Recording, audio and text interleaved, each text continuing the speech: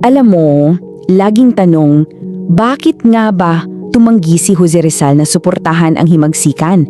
Tara, alamin natin ang isang dahilan na madalas hindi masyadong nababanggit sa mga libro. So ano nga ba talaga ang totoo? Si Rizal ba ay isang duwag? O meron bang mas malalim at praktikal na dahilan sa desisyon niya? Yan mismo ang susubukan nating alamin. Kasi 'di ba ang karaniwang naririnig natin sa klase, kaya daw tumanggi si Rizal dahil takot siya o mas gusto niya yung dahan-dahang reforma. Yan yung laging kwento. Pero, teka muna, may isang anggulo na madalas nating nakakaligtaan at ito ang posibleng susi sa lahat, ang ekonomiya.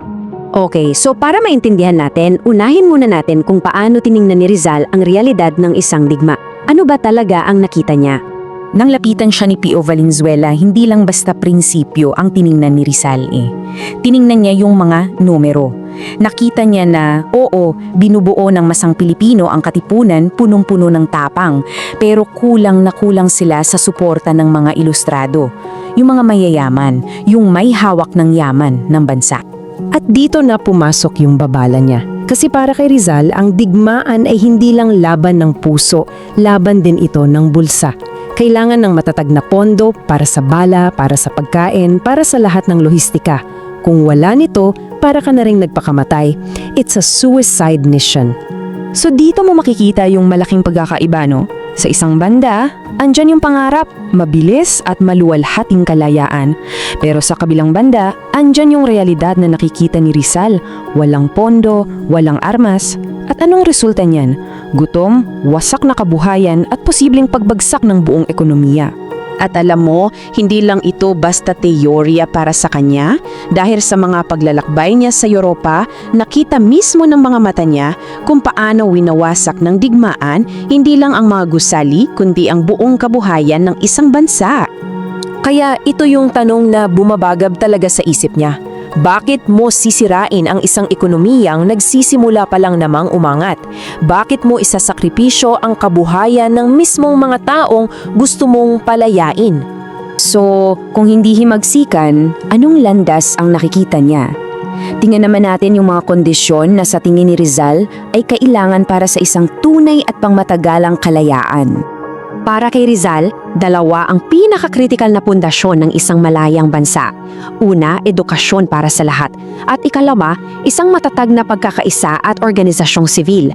Ang punto niya, dapat matuto munang pamunuan ng mga Pilipino ang kanilang sarili bago sila lumaya. At dito nang gagaling yung pinakamalalim niyang takot na ang kalayaang makukuha sa gitna ng gulo kung walang matibay na pundasyon sa ekonomiya at moralidad ay magreresulta lang sa isang bagong klase ng pagkaalipin. At ang masakit, baka sa kamay pa ng kapwa Pilipino. Okay, so kung pagsasama-samahin natin ang lahat ng yan, makakabuo tayo ng isang, bagong pananaw tungkol kay Rizal. Nagiging malinaw na yung desisyon niya, hindi siya galing sa takot, hindi yun tungkol sa kaduwagan. Ito ay tungkol sa isang malalim at pinag-isipang strategiya. So, anong takeaway natin dito? Si Rizal pala ay isang pragmatikong leader. Naintindihan niya na ang totoong kalayaan, hindi lang yan itinayo sa matapang na ideal at mga sigaw. Nakatayo ito sa matatag na ekonomiya at sa isang edukadong mamamayan. Kasi para sa kanya, simple lang, ang tunay na kalayaan ay dapat matatag mula sa bulsa hanggang sa isipan. At ngayon, iiwan ko sa iyo ang tanong na ito.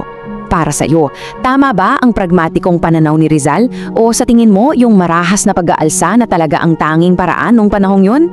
Isang tanong na hanggang ngayon patuloy pa rin nating pinag-iisipan.